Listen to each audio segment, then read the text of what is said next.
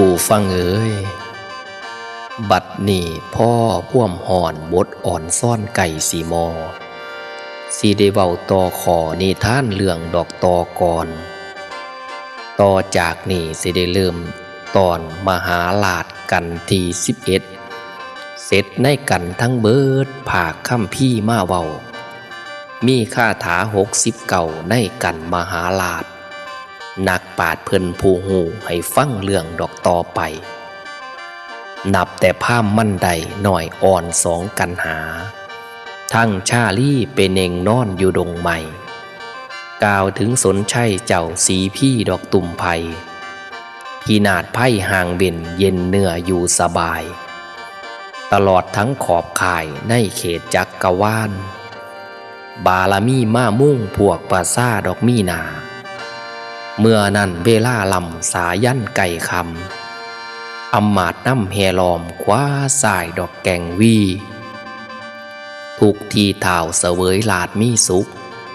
ห่างจากโลกข้าถูกหมู่บริวารล้อม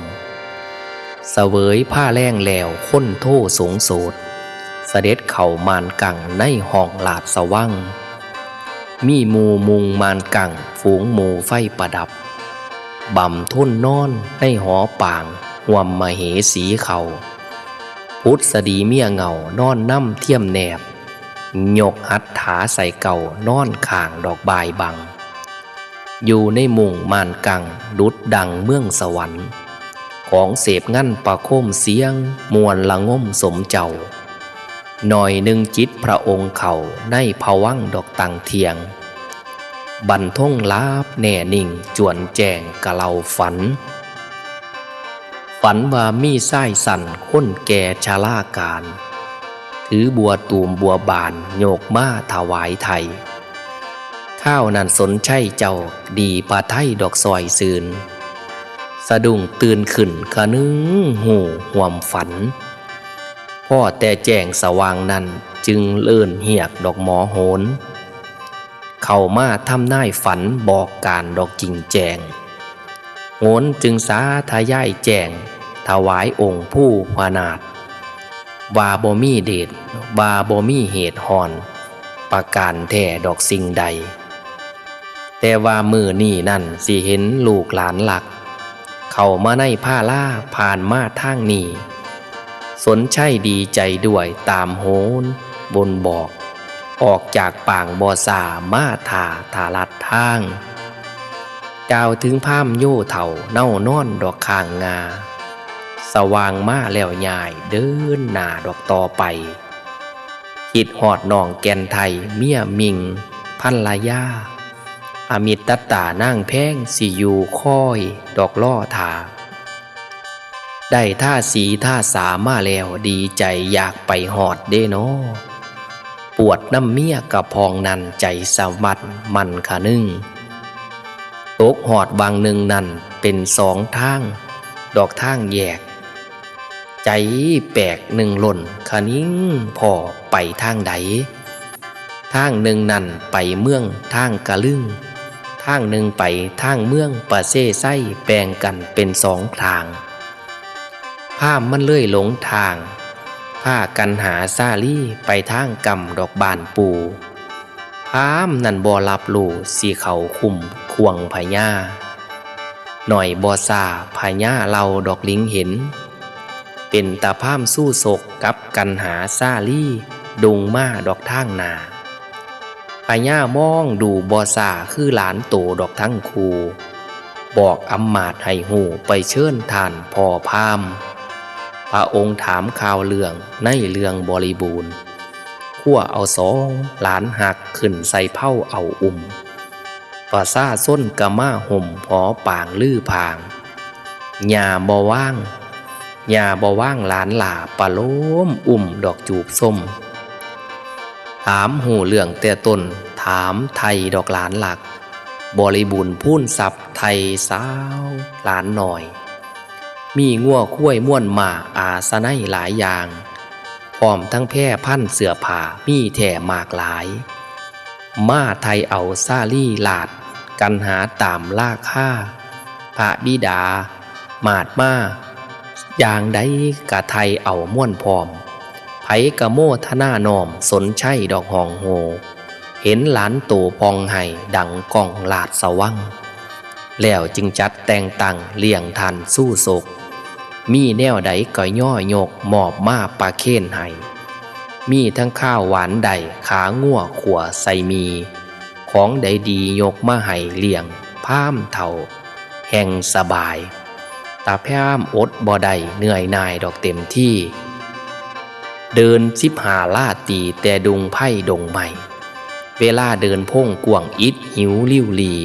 ได้มาพอของดีเลยบ่ค้ำเบิงทองเลยม่วนใส่ตะพื้อเหลียวเบิงคือลื้อหนาแดงมาดอกปานคังนั่งฝาดจนหยะผ่าตากะล่นเหลือกลักล้านหวานข้าวสมขนมนัวคั่วใส่กินแล้วอยู่บ่ใดทางทองอืดพองเหลียวเบิงพุ่มโล่หล่นนอนลงดอกทองไข่แม่ใหญ่เอ้ยหน่อยหนึ่งอยู่บ่ใดเสียงทองแตกตุ่มพ่อปันฝ่าพาตุ่มลงสู่ผะเดียงอก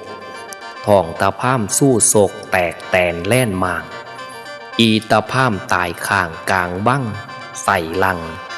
จักแม่นหยังออกกลุ่มเม้นเท่าดอกทั่ววังผู้ใดนั่งอยู่ไก่เปื้อเปื่อนซกกระปกทองตาพามสู้โศกแตกแตนเป็นสองข้างตาแก่เลื่อยตายข้างกลางบั้งบริสังจักแม่นหยังฝาดฝุ่งพุ่งเพียเหี่ยห้วยเมียบ่ได้สาบด้วยเพราะอยู่ห่างทางไกลกรุงสนชัยโฆษณาญาติกาวงเสือญาติอีตาพามเถ่ารีบมาเอาเงินไทยเด้อบ่มีไผมาดีๆพ่อเสี่ยวทองขนจึงขนเอาของเขาในวังคือเก่าเผาสากศพพามเถ่าแล้วเสร็จสิ้นทรงบุญในกะละขังนั้นพญาใหญ่สนชัยใจคะนึ่งบุตตาพระเวทองค์อวนเจ้าอึดอยากเชิญมาเขาเสวยเมืองดอกตุ่มไผ่สิ่งได้ผิดผาดพังข้าวกี่แม่นบ่ถือประซาส้นหมื่นตื่อกะสาธุโมทนายินดีนำพระราชาถูกประการสารสี่อยากเชิญชี้ไพ่เจ้าให้ขึ้นมานักคาเลดเด้นอเชิญพระเวทและนาฏไทยมัดซี่แก้วให้ตาวมาหน่อยบ่ซาประซุ่มหมู่มนตรีในสีพี่นครหลวงควงประชุมเบิดสินไผกะยินดีด้วยจอมถ้ำหลิงลำยินดีนำทุกด่านให้แมนสี่บ่ขีนข่าวตาวขึ้นข้าวนั่นพระใหญ่เจ้าสนใหญ่พญาใหญ่สนชัยเตรียมประชาชนไหลให้ถากถางทางกวงจากนครหลวงกวงสีพี่เมืองใหญ่ให้ถึงองค์ทานเท่าผู้เน่าข้างอยู่เขาวายาสาอย่าให้ลวง7 วันให้ถึงเขาวงกฏให้ถากถางทางเกี่ยงพ้นละเมืองทั้งข่ายซ้ายยิ่งดอกหองโฮเสียงชัยโยตึงบ่มีขานต่องานพากันออกจากบ้านตกแต่งแปลงทางบ่อนใดหกกะถางตากเตียนเพี้ยนสางบ่อนใดสูงขุดถิ่มเอาดินพูนบ่อนใดหลุมซุ่มประสาพี่น้องบ่มีเว้าว่าเครื่องกะเพาะคืดหอดเจ้าจอมกะมอมจอมหัวบ่มีไผขัวเกงหยังคำขึ้นดอกยืนสู่ดูถนนเตียนเกี่ยงย่ำเพี้ยนระวังหลอบประกอบด้วยกล้วยอ้อย2 ข้างระวางทางให้เหล่าตั้งเป็นระยะตามถนนบ่มีอึดบ่มีจนทั่วแดนจัดใบข้าวนั้นสนใช่เจ้าเตรียมพ่นพวกภัยรีบจักการพำพร้อมของใส่เครื่องกินประชาชนทั้งสิ้นนำเบิงเหลือหลายได้12 อัคโคเพนี่มากมายหลายหล่นโกลาหลเมืองกวงนครหลวงขับขังจะตุลงคาเสนาพญาจัดใบพร้อมสิเดินดาวเขตไก่พ้นหนึ่งนันใดคือโพ้นรถเดินถนนกระบวนย่นย่านรถลังไหลป่านน้ำพ้นที่2คือพ้นสางพ้นที่3คือพ้นยางพ้นที่4นั่นเม่นมา หนาแน่นแผ่นดินว่าแม่นผ่าสิปิ่นดินสิลมทลายหักสีกระบวนพ่ายผักจากสีพี่เมืองนีมุ่งใส่ขี้ลี่กวงเขาวงกดหิมมาเวทไปเชิญพระเวทเจ้าขึ้นเข่าสู่นครบ่มีหนาวบ่มีห่อนฟ่อนแอนตามถนนจักแม่นคนเมาคนเฮเซ่ใส่กันโซเว้าสาวก็ไปแต่สาวเฒ่าก็ไปแต่เฒ่าเป็นซุ่มจุ่มบักใหญ่กรุงสนชัยขี่สร้างง่ามเข็มเผือกขาวมีเสนาแถบเท้าท่งศาสตร์ไกวสะบัดอีกหนึ่งตัวพ่ายสารแม่พุทธสดีเงาชาลี่เจ้ากับกันหาส่งแยง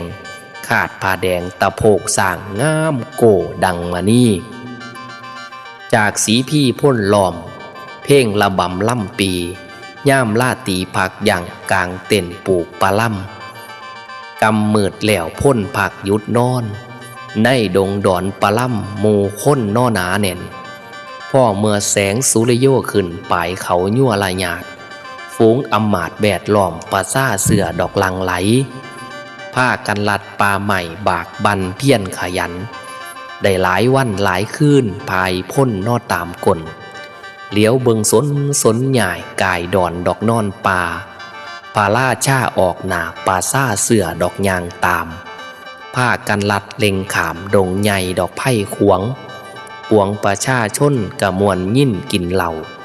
หน่อยหนึ่งถึงเขาขวงวงกดโลดลันผ้าพ่นผักอยู่หันปลาล่ำตั้งดอกกองทั้งพ่นหมาพ่นสร้างแน่นอังปลาล่ำผามนั่งอยู่ตามไส้เขาปลูกผามปลาล่ำใบ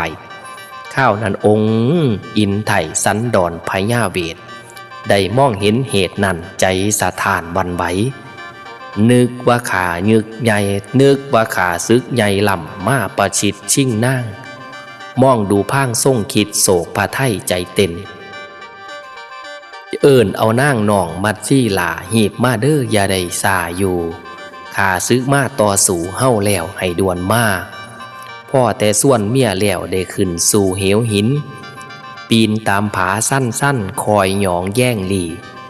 มัดซี่นางเลื่อยหย่ายไปตามพาพีมองดูสารถีตลอดสร้างและมาจำได้แม่นย่ำบ่แม่นขาซึกใหญ่ลำหากแม่นภัยเสนาพีเอ้ยทั้งพญาสนชัยแม่พุทธสดีเงาเพิ่นมารับเอาข้าวนี่ภาษามียายานยอนหีบออกไปรับตอนเดียวนี่ยาสูนานเพิ่นมาเซิ้นสู่บ้านคือดังพรประท่านมักขว่านองค์อินเพิ่นประท่านพรให้จังแม่นสมใจได้มโนไม่ซอยซืนเด้นอพระเวทฝ่าวลึกขึ้นมองเยี่ยมดอกไผ่พ่นแม่นเทียงแท้คือดังมัดจี้ขานบริวารเสนาไผ่พ่นทั้งข่ายเลี้ยวเบิงยายยังล้อมจอมดอยเดียลาดาดล้วนแต่อำมาตย์กามาตอนหับเอาหน่อยหนึ่งพระเวทเจ้าพร้อมพามนั่งมัดซี่เกิดยินดีในพระไทยหลดบ่กลัวเก่งหยาดเดินไปตามไพร่สานผ่านเกยแล้วตั้งทานั่งอยู่บรรณศาลาค่อยรับถาพ่อเจ้าทรงยิ้มอิ่มพระไทย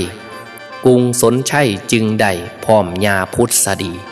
เดินตามพ้นเสนีออกมาอาสมแก้วมัดซี่น่งนั่งแก้วเลี้ยวไว้ไปหายาองค์พระเวทบ่สาถึงเจ้าดอกพอตนดีใจหลายหมากหล่นสวมกอดจุ่มผิด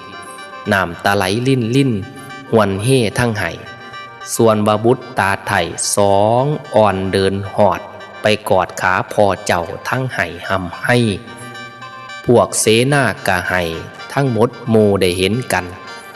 ได้ไพ่วันดงดอนหวนเฮ่ทั้งห้องจนขนพ่องสยองเก่าเป็นเล่าห้องโฮไผก็ได้เอาโอได้เห็นหน้าอย่างมากพาลาซ่าและพ่นสร้างสงบลงมิดซีรีในวงกดขี้ลี่เงียบปานผีปาสาเวลานั้นได้แปลกใจจึงได้ห่อนหอดไทยพระอินทร์อยู่เทิงบนนี่ละมิดฝนตกลงมาสาดพากายพุ่มพื้นเบิดทุกคนก็เลยฟื้นสติขึ้นคือเก่า ฝนโบกคารพัดไหลหลังเต่าพ่นลานได้เต่าคืนมหาลาดภาคพื้นถึงนี่แล้วเว้าจา69พาค่าท้ากะจบลงเพียงนี่ตีของทรงกันแน่เด้อพี่น้องเอ้ยผู้ฟังเอ่ยจบลงไปมวนนะครับในกันมหาลาภกันของมหาลาษาของพญาสนชัยที่ฝันเห็นว่ามีพราหมณ์เอาดอกบัวตูมดอกบัวบานมาถวายให้พ้นหมอโหนทำนายก็จึงหูว่าสิได้หลานกลับคืนก็ไปลาบมาต้อนรับอยู่ในทางเข้าเมืองก็เห็นอิตาพราหมณ์จูงกันหาซาลี่มากก็ถามทักทำนายถ่ายทักหูว่าเป็นหลานละก็จึงไทยเอาตามหมาดคาล่าค่าหาอาหารบ้านข้าวให้ตาพราหมณ์สู้โศกกินตาพราหมณ์ก็อดอยากแค้นหลายวันหลายเดือนเดินเขาขี้ลี่วงกฏอดบ่ได้เห็นอันใดก็สะแตกเบิดเลย สะแตกตีสะแตกตัวเนาะกินจนท้องไข่อึงลึงท้องแตกตายเมื่อแตกตายแล้วถามหาญาติกับบ่มีก็ค้นเงินค้นทองเขาสู่ข้างคือเก่านึกถึงความเก่าเล่าถึงความหลังคือหอดเห็นหลานแล้วคือหอดพอก็เลยประซุ่มหลาดสมนตีเจ้าสีพี่ก็นึกถึงพระเวทก็เลยว่าสิไปเชิญก็จึงแต่งพ่นสร้างพ่นลดพ่นสร้างพ่นหมาพ่นคนเดิน12อโคเพนี่สิไปสู่เมืองขี้ลี่เขาวงกฏให้ถางป่ากับผ้ากันซอยบุกดอนซ่อนธงบุกป่าพาดงผางพงไผ่เป็นหนทางย่างเขาวงกฏขี้ลี่พระเวทได้ยินเสียงก็เลยส่วนมัดซี่เมาจอบผู้ใดคือได้ยินเสียงตีของตีกองห้องคือเสียงข่างเสียงหมาดังห้องเป็นตะยานแท้มาจอบเบิ่งปัดเห็นพอกับแม่เจ้าของก็เลยไปถ่าอยู่ศาลาพาล่าซาชนไส้สนชัยกับนางพุทธดีกันหาซาลีก็เลยมาพอกันก็เกิดความอัศจรรย์ใจโอบักแตงโมมาแตกต่างบางหน่วยยาวบางหน่วยกล่อมสังมนป้อมปันเลขศูนย์อัศจรรย์เขาปุ่นคนไทยเห็ดจนเพี้ยมือถือเขาถือเป็นของเจ็กเอื่นขนมจีนจ่อยอัศจรรย์ค่ำปล่อยหากินตับหากินไตสร้างปล่อยได้แสบเอานี่ปล่อยแต่แนวดีๆหากินขี่สั่งบ่ปล่อยให้มันหม่อยละแมงตายอัศจรรย์ค่ำกาวเบาของหมู่มวลมนุษย์นายผ้ากันสมหมดขี่อ่อนงัวว่าเป็นเพียจนได้เลี่ยมือสำจำกินแสบอร่อยแสบแต่ได้ลาบก่อยขั้นได้ต่อยขี่อ่อนงัวเพิ่นบ่าอัศจรรย์ชีวิตหมู่ของหมอนไตเศร้าใหญ่เข้าไปนอนในฝักโตเป็นดักแด่แบ่ออกมาเป็นบีนี้ไปเป็นมอนไตจักไผเป็นแม่ไผดักแด่บีและมอนสะออนโอเจ้าเปลี่ยนโบนเพิ่นบ่าอัศจรรย์ได้น้ออยู่ต้นก็ยังเอิ้นบ่หมากงิ้วปิวลงมาสังมาเอิ้นบ่หมากนุนบัดเอาหยัดใส่ผ้าเป็นหยังเอิ้นบ่หมอนเป็นเสื้อนอนกับปานนั้นอัศจรรย์หลายเด้มาแลนซ้ำๆก็ยังเอิ้นบ่มายางบาดผู้บ่าวผู้สาวยางนำกันไปแท้ๆสั่งมาเอิ้นบ่แลนนำนางเอ๋ย เติดปากกระเดิดบ่มีหางเกิดความอัศจรรย์เว้าบ่ออกปากบ่ได้มิดอิ่งติ่งปานปาสาน้ำกันสลบลงกันเบิดเลยเมื่อสลบไปแล้วก็จึงห้องหอดไถ่เทพราชอินตาแนมซองลงมากก็เห็นองค์พระเวทกับพญาสนชัยพุทธดีกันหาชาลีพร้อมสาวซีพี่นอนหลับสวอยหลับอยู่สลบลงคือหอดความเก่าปากบ่ออกศอกบ่ได้ก็เลยนี่ละมิดฝนโบกคารพัดตกลงมาก็เลยสะดุ้งตื่นฟื้นขึ้นมาก็จึงเจรจากันเรื่องเล่าสิเป็นไปจังใดจังฟังกันใหม่กันนี่จบลงซ้ำนี่พี่น้องผู้ใดถือก็กดไลค์ถือใจก็กดแชร์เด้อในกันมหาลาภ69พระคาถาให้พี่น้องอยู่ดีกินแสบอยู่แกบกินนัวพักกุมซุ่มเย็นทุกท่านทุกคนอายุยืนยาวมันพันปีอย่าได้ลามีเดชาเกียรติกองคนกะย่องก้าวขานมีแต่หัวหยามหยดปรากฏไก่สุกสกใสในเมืองคนกลัวเขาทั้งขายพอแต่ดีแต่ยามีหายมาทำลายให้หมางมุนความเจ็บเป็นเอ็นอุ่นยาสุมีทอกินให้หายสิ้นสวงตามันยืนสวัสดีครับ